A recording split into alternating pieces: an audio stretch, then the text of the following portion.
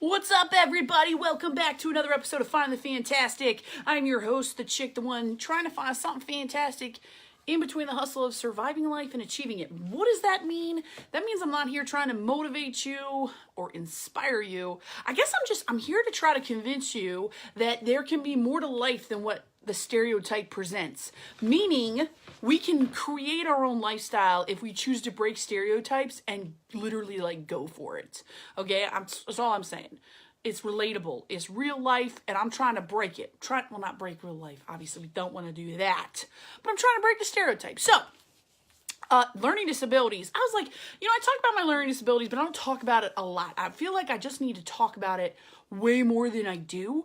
And so I was like, you know what? Tonight's podcast is going to be about learning disabilities. I have learning disabilities. Give me a high five or a heart if you know someone who has learning disabilities or you have learning disabilities, because I don't think we talk about it enough. We talk about a lot of other disabilities, but learning disabilities fall by the wayside, and they affect people immensely.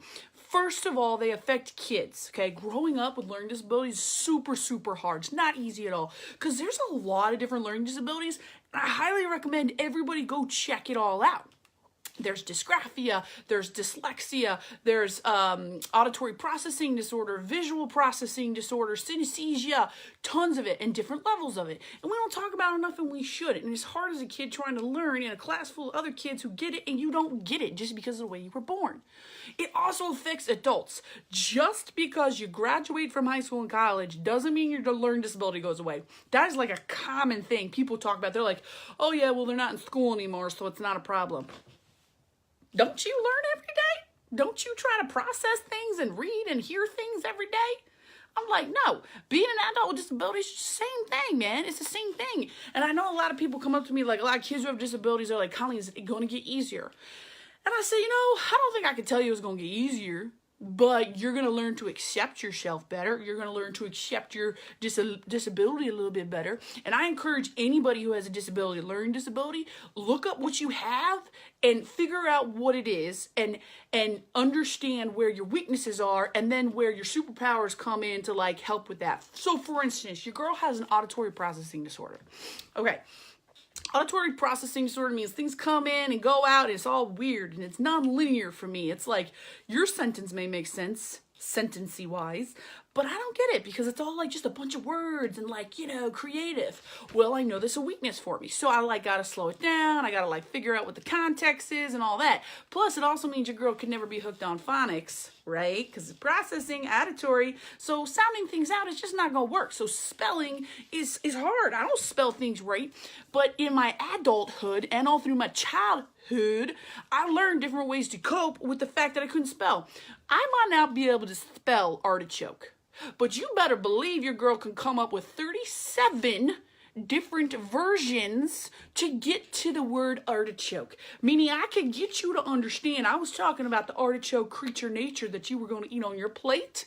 37 ways because I couldn't spell the word artichoke. I'm telling you, this is true. So people with learning disabilities, we are creative thinkers. We can just figure stuff out because we have to, because that's how we survived.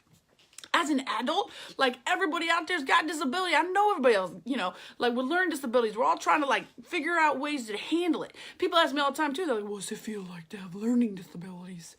It's itchy. It's hella itchy. Okay, very much so. All the itchiness, because I'm trying to because my brain is functioning on one side and the other side of the brain's no, you have to function this way. So it's And one of the things that we do is called skimming. My whole thing just crashed, but it's cool.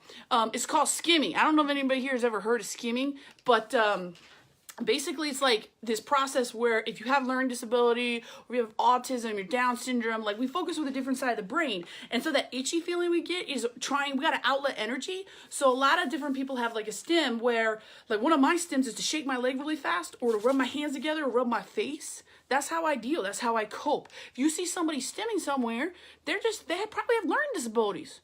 Okay? So here's what I want out of all this. We could talk for hours about learning disabilities and the neurological nature of the brain. But the fact of the matter is, all I care about is that all my learning disabilities peeps, please stand up. I want to know who you are. I want to know what you have, and I want you to be proud of it. It took me 28 years to be proud of it. I'm still trying to be proud of it. But your girl's going to get some t-shirts. Okay, and your girls are gonna get some bracelets because I feel like they got t-shirts and bracelets for everything out there. And it's high time that us learning disability people had something to create awareness and be proud of. Like, let's be proud of our learning disabilities. Like, I know that's hard. Like, a couple years ago, I would have been like, right, I don't want anybody to know how dumb I am. But we're not dumb. Okay, we should be proud of our disabilities, and I hate the word disabilities, but there are superpowers. We should be proud of the fact that we have learning disabilities, and we as adults, and it's high time that we prove that pride, because if we should go out there and we prove how proud we are of our superpowers, it's going to go down to the kids who are struggling with learning disabilities and feeling stupid and miserable and crying on the bathroom floor like I used to do. Thank God I had a mom who loved me and came in there and told me how special I was. But crying on the bathroom floor, and I don't want to hear about that. Well, I want to hear that kid going, oh my God, I just got my learning disability bracelet and I'm proud of my learning disabilities. Because Colleen and all these other people just raised their hand up and said, I have it too. And it's a superpower. So that's what I want to do. I want to cultivate this tribe. I'm working on t-shirts and bracelets. I'll let you know when they come out. But let me know what your learning disabilities are. Let's start posting about that. Let's start sharing that. Let's be proud of that, right? There's so many out there. So if you like what you heard today, please share it to your tribe. If you know of someone who has a learning disability, whether it be a kid in school right now or an adult out there or even yourself, please share this with them because, like, we got to come together as a tribe. We got to do this thing, okay? We should be proud of our disabilities and talk about it and own it. Cool. I got to go. Have a good night. Bye.